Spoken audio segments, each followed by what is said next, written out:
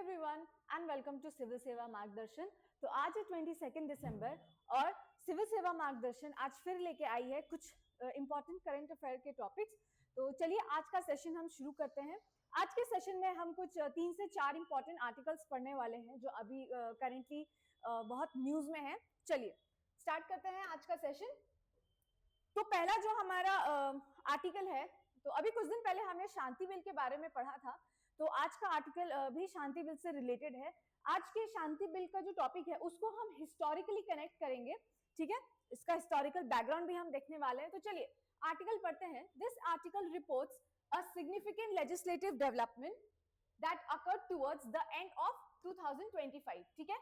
तो new law क्या कहता है, जो मैंने बोला था शांति बिल, यानी कि sustainable harnessing and advancement of nuclear energy for transforming India bill, यानी कि शॉर्ट में अगर हम इसको कहें तो है शांति बिल। चलिए अब क्या चेंज हुआ है, ये एक बहुत हिस्टोरिक चेंज है जिसको कि काफी अपोज किया जा रहा है हमारे ऑपोजिशन के द्वारा। तो ये क्यों इतना डिस्प्यूटेड है, क्योंकि फॉर द फर्स्ट टाइम जो हमारे इंडिया का जो एनर्जी सेक्टर है, specifically nuclear and atomic energy sector है, उसको हम इस शांति बिल के थ्रू प्राइवेट पार्टनरशिप के लिए ओपन करना चाह रहा है, यानी कि प्राइवेटाइजेशन में देने वाले हैं, ठीक है। तो ये है सबसे बड़ा चेंज। अब कंट्रोवर्सी की बात करते हैं। तो जैसा मैंने बोला कि इस बिल को बहुत ही ज्यादा अपोज किया जा रहा है पार्लियामेंट में। अभी करेंटली पार्लियामेंट में विंटर सेशन चल रहा है और इसी विंटर सेशन में इस बिल को बहुत ज्यादा अपोज किया जा रहा है। तो क्या अपोजिशन किया जा रहा है, जो अपोजिशन के जो एमपीज है उन्होंने ये बोला है कि सिंस ये एक इतना इंपॉर्टेंट बिल है तो इसको एक पार्लियामेंट्री कमेटी को भेजना चाहिए, यानी कि that a parliamentary standing committee scrutinises it, ठीक है। अब एक स्टैंडिंग कमेटी क्या होता है, हर पार्लियामेंट में एक स्टैंडिंग कमेटी होता है, एक स्पेशल कमेटी होती है जिसमें एक्सपर्ट्स बैठते हैं और वो अलग अलग फील्ड के एक्सपर्ट्स होते हैं जो कि उस पर्टिकुलर बिल को डिस्कस करके फिर एक सोल्यूशन पे लेकर आते हैं, मतलब एक काइंड ऑफ एक्सपर्ट कंसल्टेशन हम कह सकते हैं। But the government pushed for its passage in the last 2 days of the winter session and the debate lasted for 11 hours। अब हमारे गवर्नमेंट ने क्या किया कि जो विंटर सेशन की जो आखिरी 2 दिन बचे थे उसमें उन्होंने बहुत ही जल्दबाजी में इस बिल को पास करा दिया, जिसपे डिबेट 11 घंटों तक चली। चलिए तो ये बहुत ही कंट्रोवर्सी अभी चल रही है। अब देखते हैं कि ये क्या है, इसका हम हिस्टोरिकल कंटेक्स्ट पढ़ते हैं। देखिए the article juxtaposes this new 2025 law with India's first atomic energy act of 1948। तो हमारे इंडिया में जो पहला एटॉमिक एनर्जी एक्ट है तो वो किसके अंडर था, India's atomic energy act of 1948। पहला एक ये जक्स्टापोज वर्ड क्या होता है, जक्स्टापोज मतलब जब हम किसी दो चीज को हम आपस में लाते हैं कंपैरिजन के लिए, तो उस वहां पर हम जक्स्टापोज वर्ड यूज करते हैं। चलिए जिसको कि ये जो 1948 का एक्ट है ये किसके अंडर लाया गया था, जो हमारे फॉर्मर प्राइम मिनिस्टर थे श्री जवाहरलाल नेहरू जी ने उनके अंडर इस हिस्टोरिकल एक्ट को लाया गया था। चलिए अब हम बताते हैं कि ये एक्ट और अभी जो करेंटली पास हुआ है शांति बिल एक्ट, तो हम देखते हैं दोनों में एक्चुअली में डिफरेंस क्या है। चलिए जो 1948 का बिल है, just after independence the constituent assembly functioning as the legislature passed the first atomic energy bill act, year याद रखिएगा 1948, ठीक है। why was it urgent? देखिए अब इन दोनों बिल में ना एक चीज बहुत ज्यादा कॉमन है, तो 1948 के बिल को भी ना बहुत अर्जेंसी में पास कराया गया था और 2025 के बिल जो है उसको भी बहुत अर्जेंसी में पास कराया गया है, यानी कि ये चीज तो एक प्रूव हो जाता है जो दुनिया है एक गोल है। चलिए अभी अर्जेंट उस टाइम इसको अर्जेंटली पास क्यों कराया गया था, तो ये 1948 में बिल लाया गया था, यानी कि हमारे इंडिपेंडेंस के 1 साल के बाद। अब देखिए उस टाइम क्या था कि जो ब्रिटिशर्स थे वो हमारे कंट्री को बस छोड़ के जा ही रहे थे। अब इतना अर्जेंट क्यों हो गया था, क्योंकि देखिए उस टाइम प्रिंसली स्टेट्स हुआ करते थे, जो ट्रावेनकोर था एक प्रिंसली स्टेट, तो वहां से जो इंपॉर्टेंट मिनरल्स है हमारे एटॉमिक एनर्जी के लिए, न्यूक्लियर एनर्जी के लिए, उसको ब्रिटेन एक्सपोर्ट कर रहा था अपने वहां पे। तो इस रिसोर्स को प्रोटेक्ट करने के लिए हमने तुरंत अर्जेंटली इस बिल को इंट्रोड्यूस कराया, ठीक है। तो एक बहुत ही इंपॉर्टेंट मिनरल होता है जिसको हम कहते हैं मोनाजाइट, ठीक है। ये एक ऐसा मिनरल है जिसमें क्या होता है, जिसमें होता है थोरियम एंड यूरेनियम, दोनों जो है हमारे न्यूक्लियर सेक्टर के लिए बहुत इंपॉर्टेंट होता है। फिशन एंड फ्यूजन प्रोसेस में इनका यूज किया जाता है।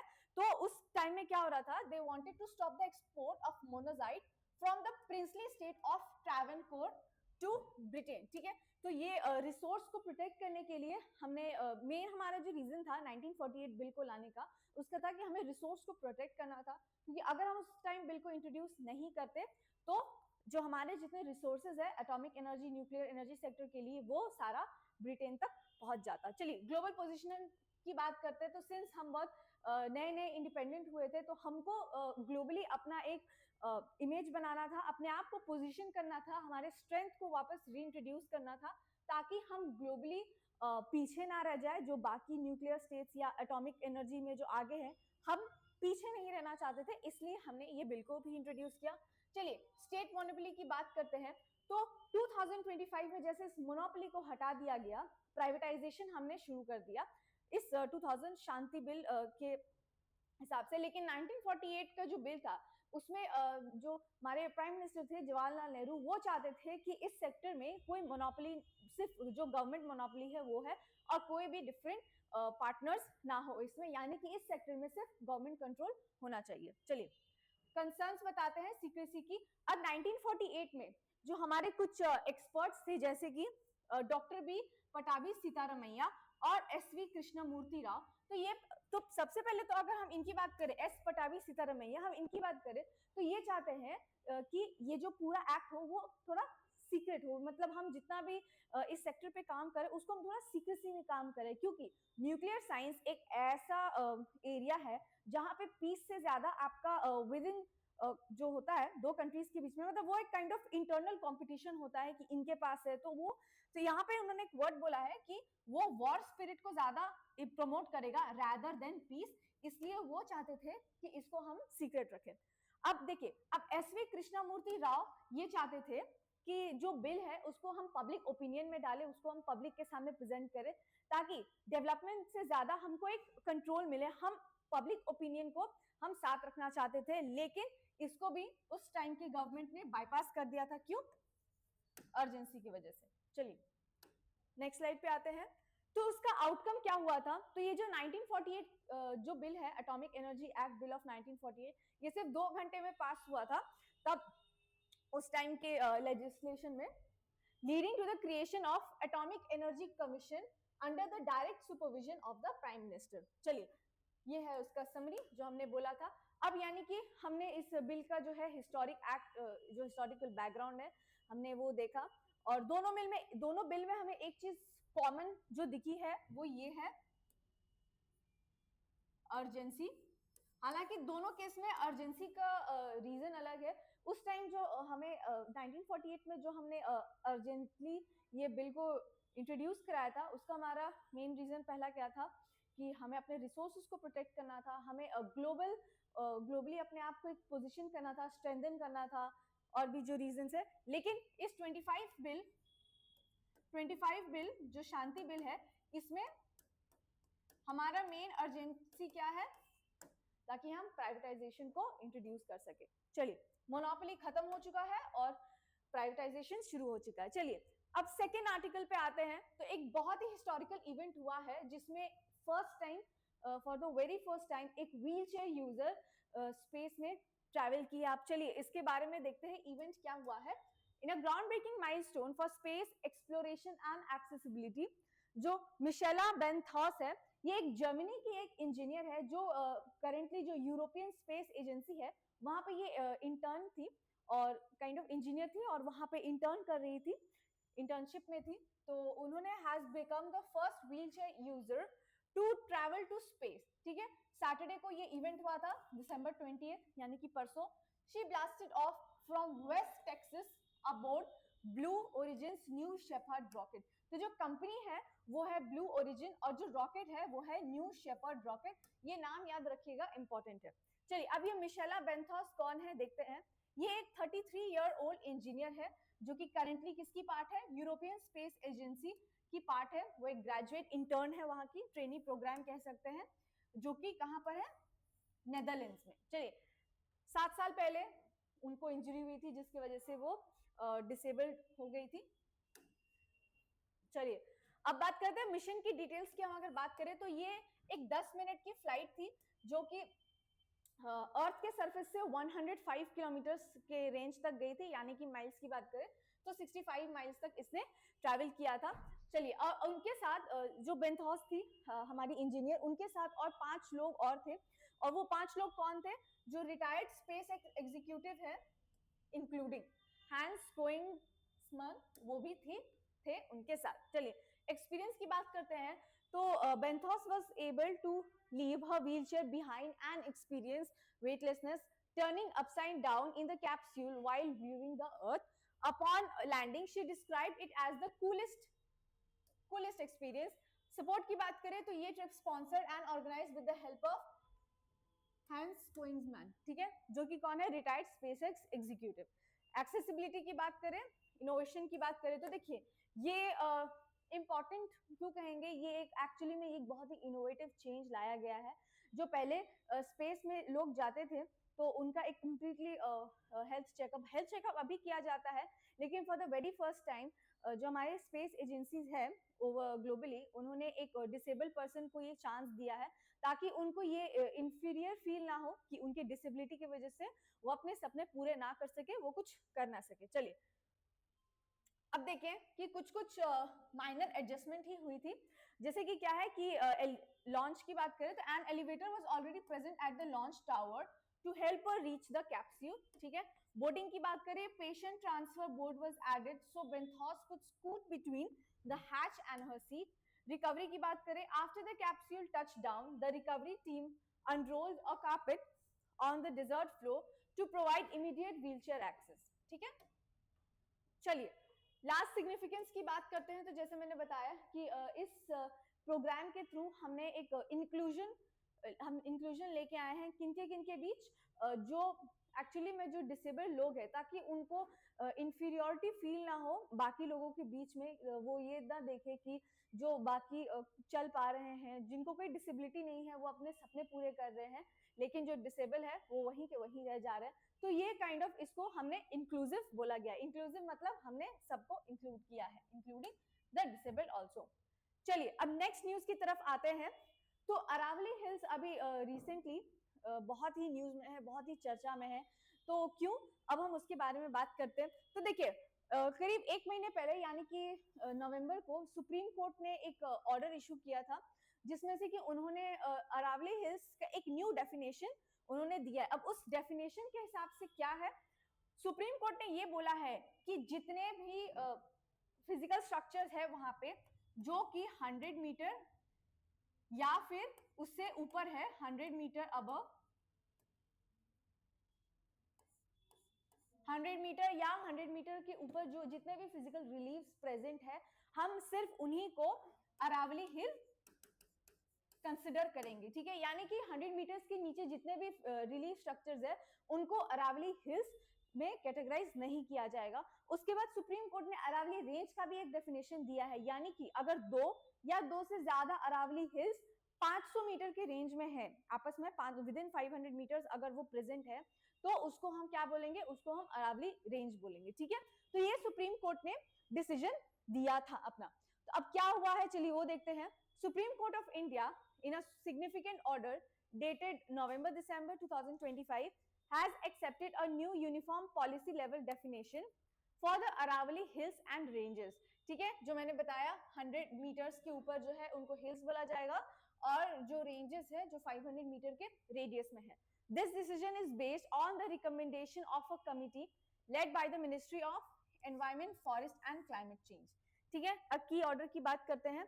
देखिए इसमें उन्होंने, सुप्रीम कोर्ट ने ये भी बोला है कि वहां पर जितनी भी माइनिंग एक्टिविटीज अभी चल रही है तो उसको हम टेम्पररी यानी कि एक इंटरिम फ्रीज कर देंगे, मोराटोरियम यानी कि एक इंटरिम फ्रीज हम लगा देंगे उस पर इमीडिएट एक्शन के साथ। और उनका ये भी कहना है कि जो हिल्स है हम उनको लीगल प्रोटेक्शन देंगे, लेकिन करेंटली सिर्फ 90% ही ऐसे स्ट्रक्चर्स है वहां पे जो सुप्रीम कोर्ट के नए डेफिनेशन को सेटिस्फाई कर रहे हैं।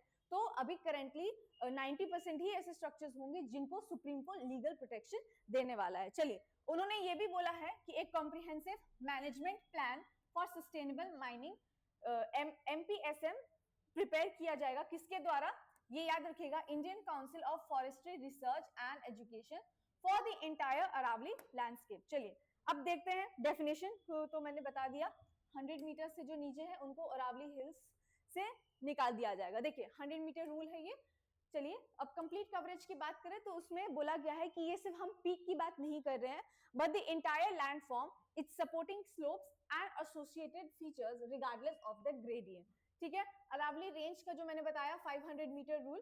ठीक है, अब ये क्यों मैटर करता है? देखिए, this ensures that the valleys, intervening slopes and smaller hillocks between major peaks are also protected, preventing the fragmentation of the landscape. चलिए अब हम उस सुप्रीम कोर्ट के ऑर्डर के कुछ की हाइलाइट्स हम जान लेते हैं कि उन्होंने क्या क्या बोला है। पहला उन्होंने बताया है स्ट्रिक्ट नो गो जोन बनाया जाएगा, यानी कि जो बायोडाइवर्सिटी है उधर का उसको हम स्ट्रिक्टली बहुत प्रोटेक्ट करके रखेंगे। अब देखिए, यानी कि इन स्पेसिफिक कोर जोन, अब किसी भी आप बायोस्फीयर रिजर्व या बायोडाइवर्सिटी एरियाज में आप जाएंगे तो उसको 3 हिस्से में हम देखते हैं। ठीक है, 3 प्रोटेक्शन लेयर्स होता है, यानी कि हम उसको 3 हिस्सों में डिवाइड करते हैं। तो पहला जो होता है, पहला, दूसरा और तीसरा। ठीक है, तो जो इनर मोस्ट लेयर होता है उसको हम क्या कहते हैं? उसको हम कहते हैं कोर। ठीक है, ये जो रीजन होता है इसको हम कहते हैं बफर एरिया। ठीक है, और जो लास्ट जो एरिया होता है वो ओपन होता है, मेनली वहां पे एग्रीकल्चर एक्टिविटीज चलती है। बफर जोन जो होता है वहां पे बहुत ही स्पेसिफिक एक्टिविटीज ही होती है। ठीक है, ज्यादा ह्यूमन एक्टिविटीज नहीं होती है। और जो कोर रीजन होता है that is dedicated entirely to the wildlife, यानी कि वहां पे जीरो ह्यूमन इंटरवेंशन होने वाला है।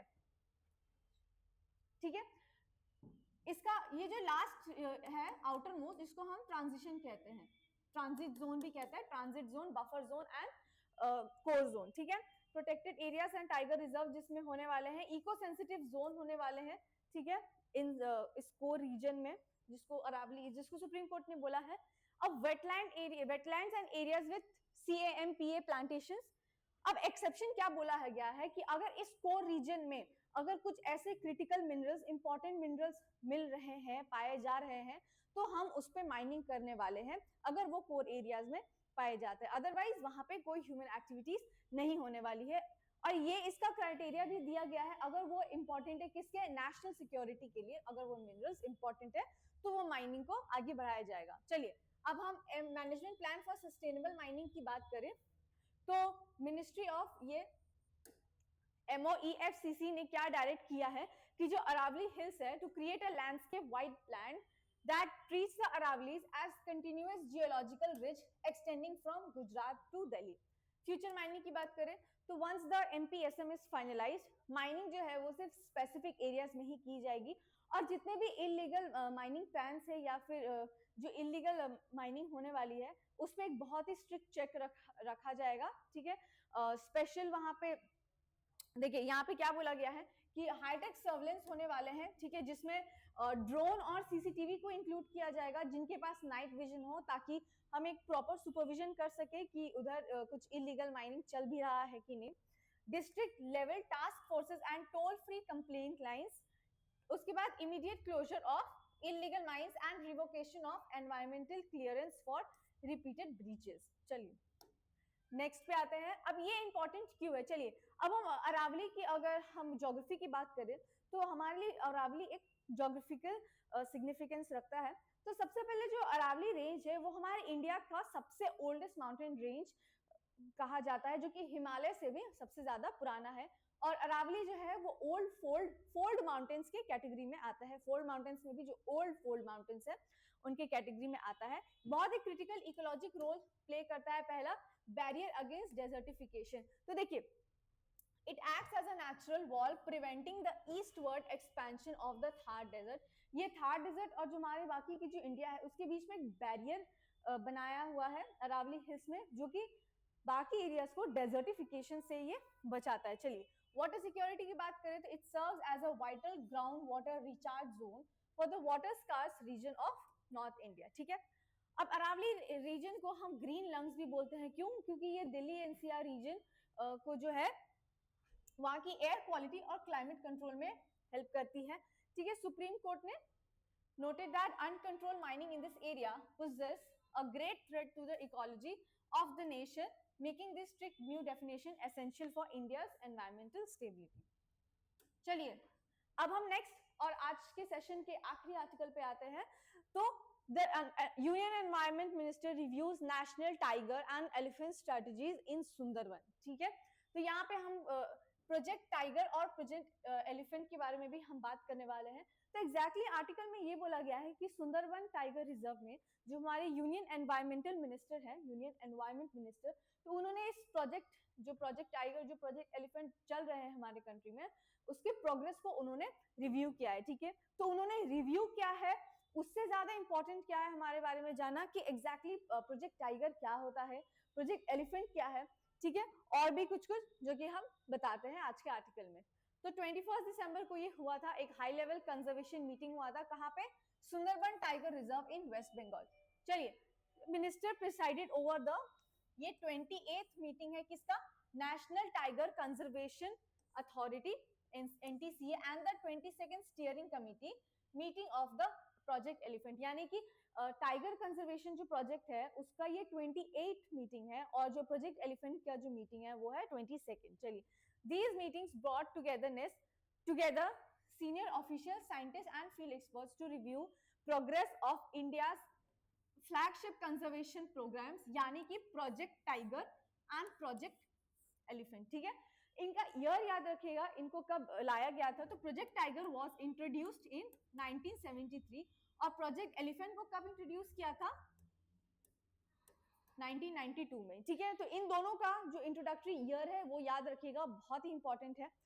कल के एमसीक्यू सेशन में हमने प्रोजेक्ट टाइगर के बारे में डिस्कस किया था कि कैसे ये प्रोजेक्ट टाइगर का जो सेंसस है, यानी कि टाइगर सेंसस है, वो कैसे हर 4 इयर्स में कंडक्ट कराया जाता है, और जो हमारा नेक्स्ट रिपोर्ट आने वाला है टाइगर सेंसस पे, वो आएगा कब? 2026, यानी कि अगले साल। चलिए, अब इसका की एजेंडा और आउटकम्स के बारे में देखते हैं। पहला, टाइगर कंजर्वेशन एंड एस्टिमेशन के बारे में। तो न्यू टाइगर कंजर्वेशन प्लान्स को ऑफिशियली अप्रूव किया गया है। सेंसस की बात करें तो 6th साइकिल होने वाला है किसका? सिक्स साइकिल होने वाला है किसका? All India tiger estimation, a critical periodic exercise to monitor tiger population across the country. ठीक है, अब देखते हैं प्रोजेक्ट एलिफेंट की हम बात करते हैं। तो जो स्टीयरिंग कमिटी है उस that reviewed the methodology and status of elephant estimation. Conflict की बात करें, major focus was placed on human wild life conflict mitigation, discussing strategies to reduce friction between wild life and the local community. Strategy की बात करें तो the community reaffirm its commitment to conservation approaches that are science based and community centric. अब India में अगर हम बात करें तो इंडिया में टोटल कितने टाइगर रिजर्व्स और एलिफेंट रिजर्व्स है? ठीक है, उसके बारे में देखेंगे। बिहार कॉन्टेक्स्ट की अगर हम बात करें तो बिहार में करेंटली अभी सिर्फ एक ही टाइगर रिजर्व है, जो कि है वाल्मीकि टाइगर रिजर्व। कहां पर? चंपारण डिस्ट्रिक्ट में। और एक टाइगर रिजर्व की बात चल रही है जिसकी कि ऑफिशियली प्रपोज नहीं किया है अभी तक, कैमूर डिस्ट्रिक्ट में। और बिहार में अभी तक एक भी एलिफेंट रिजर्व नहीं है। ठीक है, चलिए, इंडिया में देखा जाए तो 58 टाइगर रिजर्व्स है। ठीक है, टाइगर रिजर्व्स कितने हैं? 58 है। और एलिफेंट रिजर्व्स की अगर हम बात करें, ऑल इंडिया पैन इंडिया बात करें तो वो है 33 क्या है? Elephant reserves. बिहार में एक भी एलिफेंट रिजर्व नहीं है। और टाइगर रिजर्व की बात करें तो बिहार में सिर्फ एक है। कहां पर? Valmiki tiger reserve. चलिए, अब हम आते हैं प्रोजेक्ट चीता के एक्सपेंशन पर। तो प्रोजेक्ट चीता जो है उसको हमने कब इंट्रोड्यूस किया था? उसको हमारी गवर्नमेंट ने इंट्रोड्यूस किया था 2022 में। चीता जो है वो वर्ल्ड का सबसे फास्टेस्ट एनिमल है, और इंडिया में 1952 में चीता का जो पॉपुलेशन था वो कंप्लीटली एक्सटिंक्ट हो चुका था हमारे इंडियन सबकॉन्टिनेंट से। तो इसीलिए अब 2022 में हमने चीता को वापस से रीइंट्रोड्यूस किया, हमारे इंडियन सब कॉन्टिनेंट में, ताकि हमारे बायोडाइवर्सिटी में कुछ चेंजेस आ सके दोबारा। चलिए, अब ये जो टाइगर चीता रीइंट्रोडक्शन था, इसको कहां से किया गया था? तो जो चीता थे वो नामीबिया एंड साउथ अफ्रीका, इन दो कंट्रीज से इंट्रोड्यूस हमने एक्सपोर्ट कराया था नामीबिया और साउथ अफ्रीका से। कहां पे? इंडिया के कूनो नेशनल पार्क में। इंडिया के कूनो नेशनल पार्क, जो कि कहां सिचुएटेड है?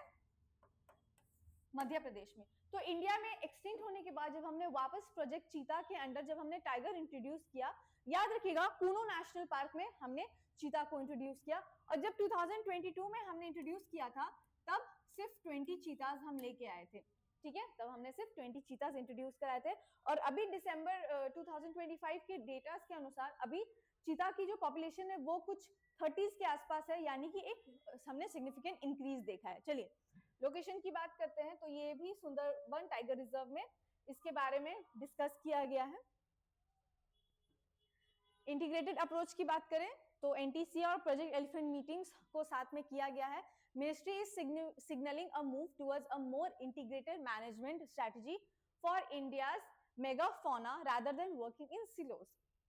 नेक्स्ट स्टेप की अगर हम बात करें तो ये जो since this covers major environmental bodies project tiger या एलिफेंट, ठीक है, तो ये जो हमारा है, हम नेक्स्ट स्टेप की हम बात करें तो यानी कि जो हमारा जो एनवायरमेंट मिनिस्ट्री है वो बहुत ही कीन है कि हम प्रोजेक्ट टाइगर, प्रोजेक्ट एलिफेंट और प्रोजेक्ट चीता को हम बहुत आगे तक लेके जाए और इस पे हम टाइम टू टाइम एक प्रोग्रेस चेक होते रहे, ठीक है।